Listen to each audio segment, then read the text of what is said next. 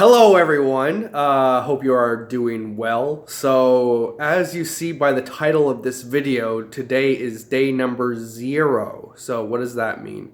So earlier today I posted a video that said day number 2 of quitting smoking weed. And since that video I have smoked some weed, not very much, but nonetheless, I smoked a little bit. So it's interesting. Since I started making these videos all day during this process, I'm thinking about what am I going to say in my video. I'm very committed to making videos every day, no matter what happens. And so so what happened first was yesterday evening, I started to get cravings. Basically, it felt like nagging thoughts to go back to smoking weed. And it was almost like my mind was trying to get at me to come up with some sort of reason from any angle that I could.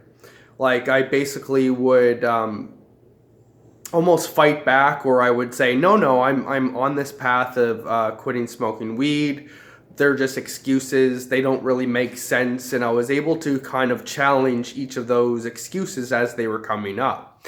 And it made it a lot easier knowing that I'm making these videos and I'm going to be talking about my experience to say, you know what, I'm on this journey now and I'm going to keep going. But nonetheless, last evening, these nagging thoughts just kept coming up over and over again. I think in the video I mentioned earlier that I was changing my plans to, oh, how about I just, cut out certain days per month, like in January only smoke one, or quit smoking weed for at least 1 or 2 days, and then try to beat that each month and make it sort of like a game. But I realized that that strategy is just kind of prolonging my experience, and it's just an excuse to still pretty much smoke weed all of the time. And I realized that my decision is, I know it's right for me to stop right now. I know it for a fact. I've been smoking for almost 15 years, and I just know that that's the decision I ultimately want to make. At the same time, as the days go on, these nagging thoughts, these excuses to continue smoking just were getting really strong last night. And then I woke up this morning and they were just like pounding in my head. Like I was just all of these, why don't you just go smoke? And then realizing that I don't have any valid excuse. I know I want to quit, and I challenge myself and I say, oh, okay, right, okay, I'm going to stick to it. But then my mind would try to come up with some other reason or some other circumstance, or try to bargain with me to smoke just a little bit, or hey, how about you just smoke a little bit to see what happens, is one of the things that I say in my mind.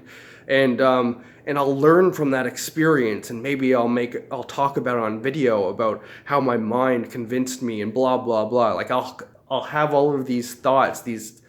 When that doesn't work, I'll try. Like my mind comes up with some other, some sort of other excuse or some other experiment that I want to try out, or just a little bit, and that's okay. And stop. Like it just is nonstop. And it almost like it chips away at me, and eventually like it over consumes my mind to the point where I eventually started giving in a little bit.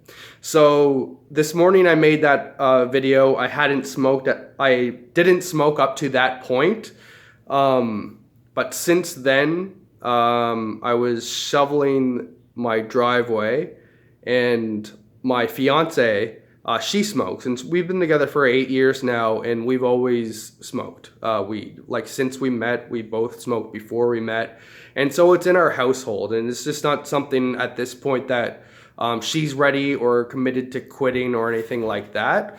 So it's not something that I would really push on her. I even asked her before if she wanted to quit with me, and she's in 100% full support of me quitting and supporting me in whatever way she can for me to quit. But it's just that she's not ready at this point. And so that makes it a little bit challenging because it is in the house, it is around. She also has friends that smoke that are around sometimes, and that's just so that makes it a little bit extra challenging. And she even has offered before where she said, "Hey, how about I hide the weed somewhere or I put it somewhere else?"